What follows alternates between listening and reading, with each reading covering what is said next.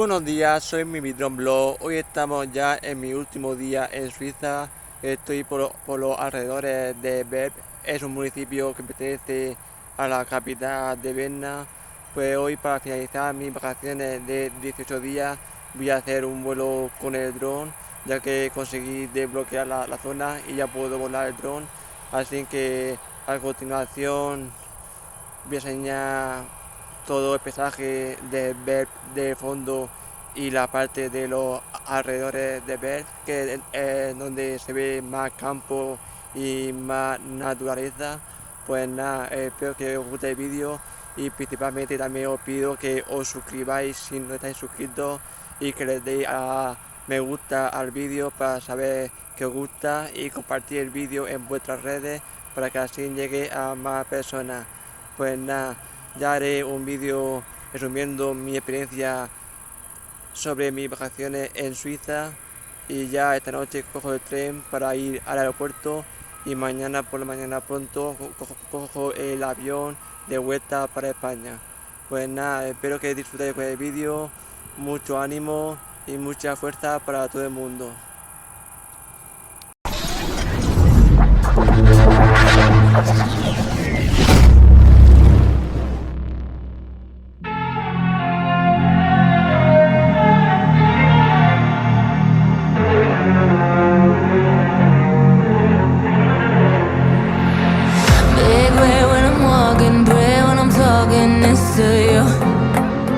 Fight for my attention, for your ascension, you must prove. Cause if you can find it, you don't confine it, you let it move. Make way for the genie, scream for the dream, may coming through. Have you ever played with a queen? I can show you what I mean.